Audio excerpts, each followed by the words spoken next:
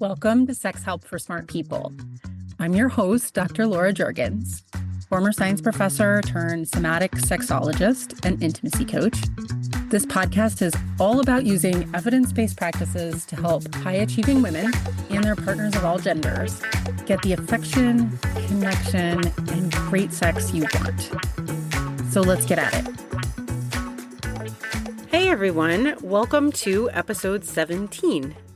We are talking today about arousal styles. There are three main ones, even though we only see one or sometimes two depicted in media, and those are the most familiar to us. We'll cover what they are, and you can see which one you're dominant in and if you have a secondary. It's helpful to know these because when you know your arousal style, you can first and foremost give yourself permission to lean into it and also let your partners know how you tend to operate. And it's part of discovering the manual to your own turn-ons. So let's dive in.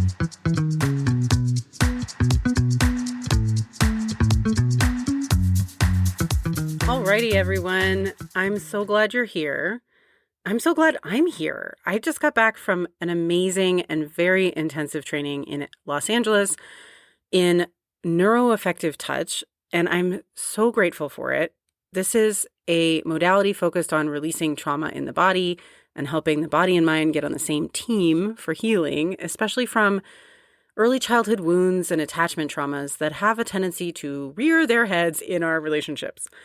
My own session with practitioners were so powerful, and the sessions I gave were too. And I'm just, I'm in awe of our body's capacity for doing all the things.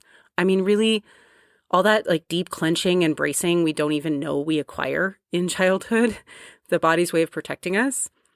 It's wonderful to find that there's actually a great way to release it and have more ease emotionally and physically. So this allowed me to geek out with my biologist brain on how we were put together as organisms and how our very cells are really wired for resonance and touch. So just yay for people bringing effective research-based tools to healing. And I'm still glowing from this, as you can probably tell, and very grateful that I can bring it to my clients now. So I'm back, and today what we're talking about is arousal styles.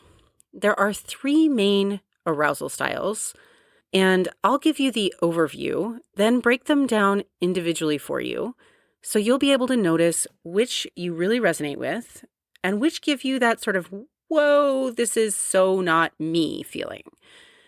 I'll also give you an idea of how to play with each one so you can lean in more to yours, and we'll talk a little bit about what to do when you have a very different style than your partner. So usually people have one dominant and maybe one secondary, but not all three of these really turn everybody's crank. And sometimes one even feels kind of icky. And when it's the one that's most commonly known and depicted in media, it can make us feel broken or wrong, but it's just because it's not our arousal style. It's just not the way we're wired. You can think of them as arousal orientations.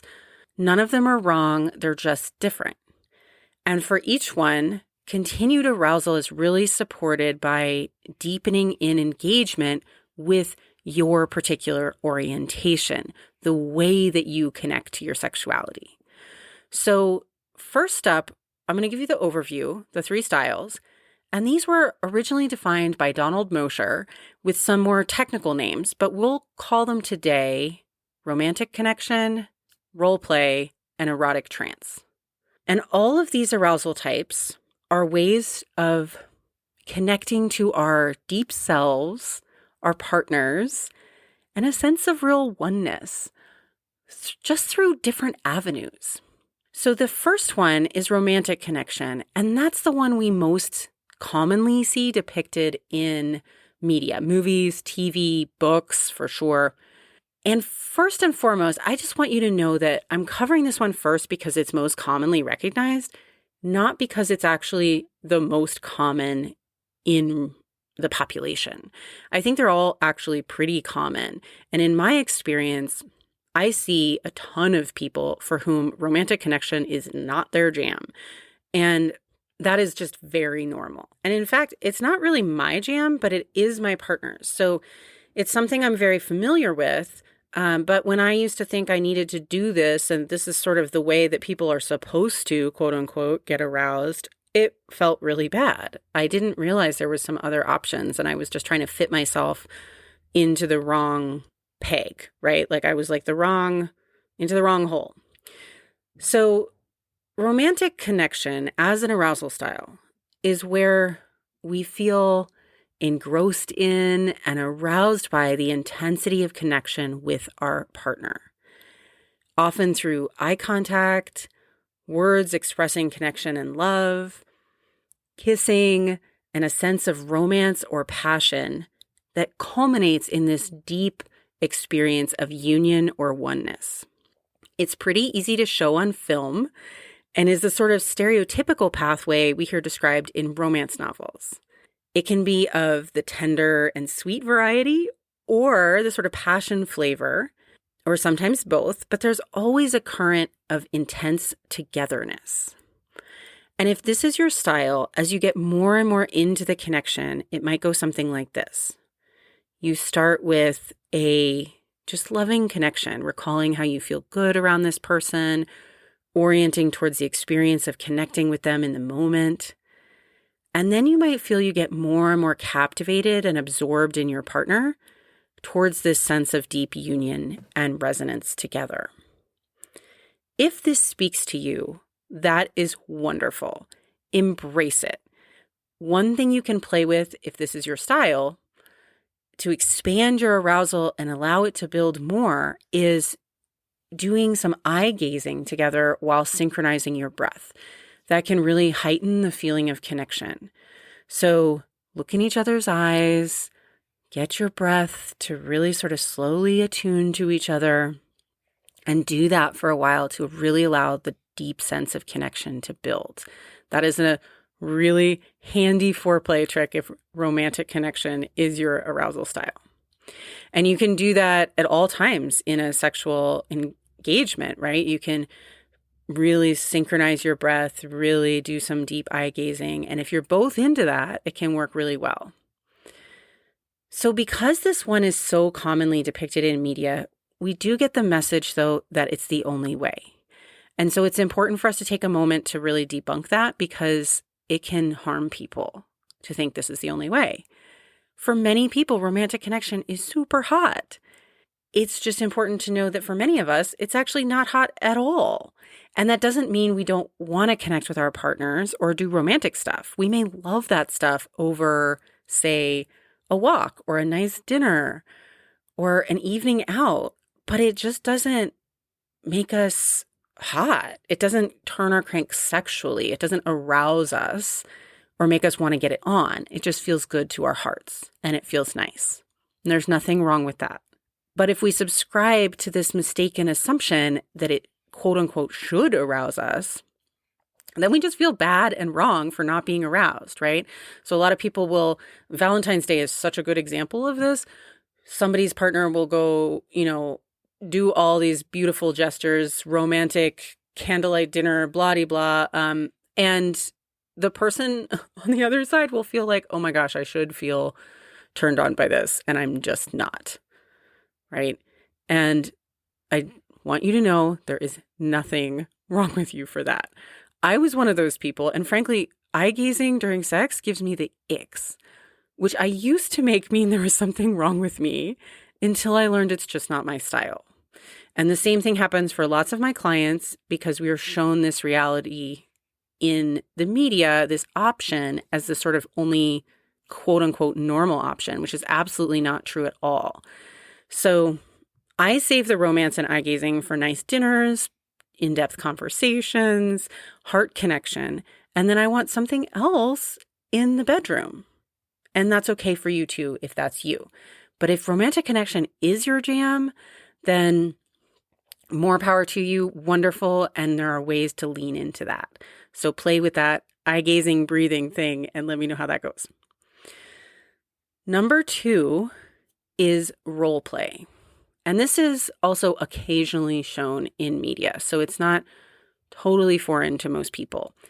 If you are a role play dominant person, stepping into different characters or archetypes than you normally feel associated with your day-to-day identity feels really hot and spicy to you. There is usually a bold sense of playfulness and energy you get from that. And you may like props and outfits and whole scene setup or not. It may just be super hot to pretend you're somebody you don't usually let yourself be. And it could be anything from, pirate queen, vampire, seductress, goddess, creator, destroyer, punisher, abductee, acolyte, missionary, sorcerer. You get the drift. It could be anything. These roles and characters help you step into erotic emotions that feel good to you. And those could be anything too.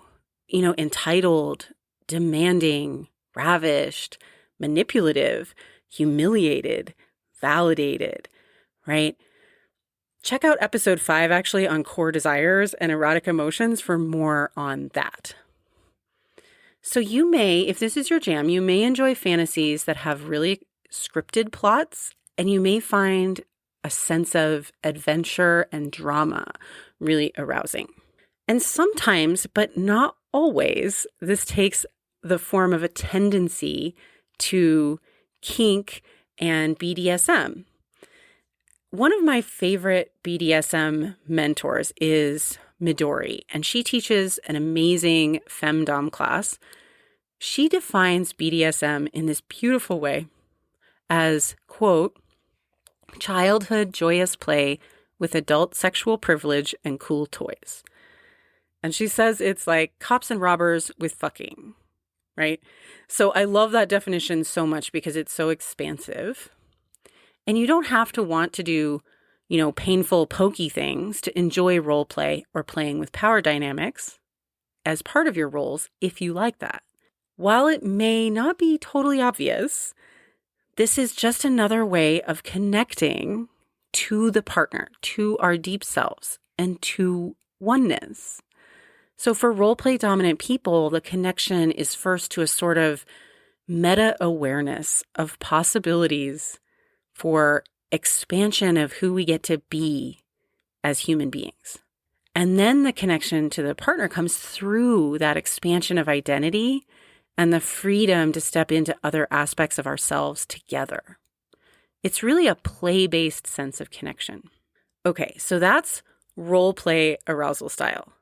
And occasionally you'll see this in the media, often depicted in its darker forms, which is fun sometimes, but not always depicted in dark forms. There's a couple good examples. So the film Secretary is a really good one. There's also the stereotypical stuff in 50 Shades of Grey, I will say that is depicted with much less consent than is normative in the BDSM community. There's also a fun episode of Bones years ago where they went to a pony play event, and I just loved how normalizing it was. So there's all kinds of flavors, and occasionally this is depicted. If this is you, if you relate to the things I'm saying, try a brainstorm to expand your repertoire of what's possible for you. And one of the best ways to do that is to use characters from mythology, history, cinema, religion, these sort of archetypical characters. And you can see which ones really appeal to you. They may be associated with your own gender identity.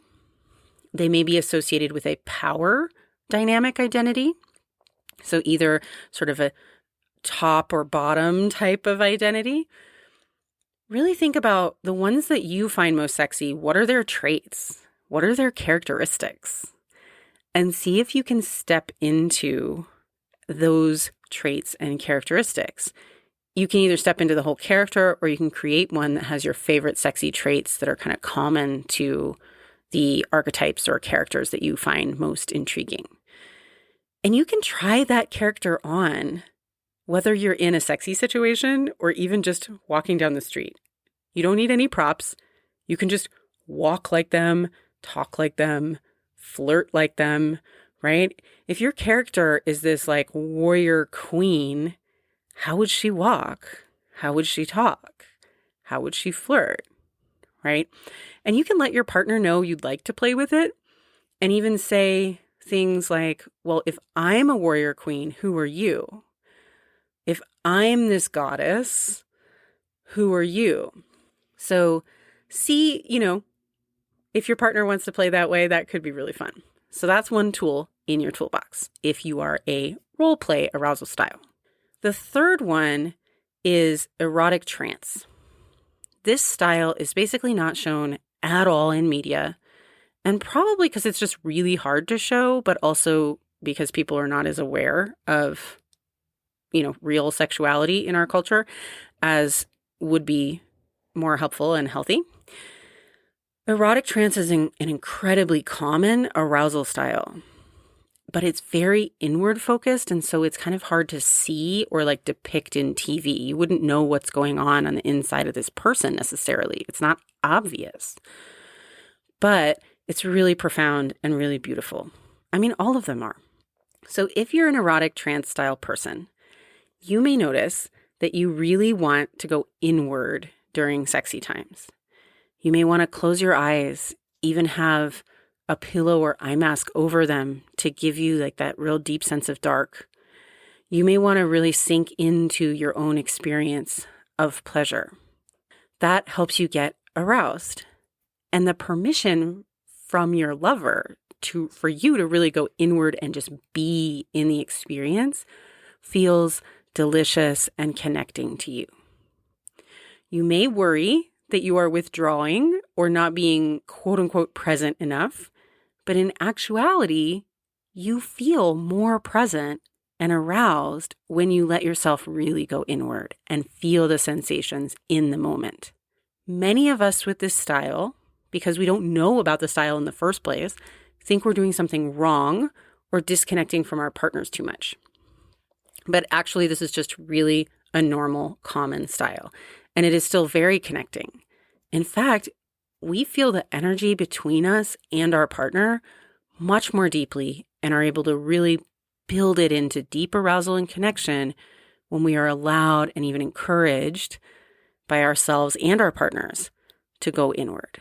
We connect to ourself, our partner, and that sense of oneness through the visceral experience of the body's energy and sensation. And that often means we need to shut out other sensory inputs like sight, light, other distractions, so we can be super present with our experience.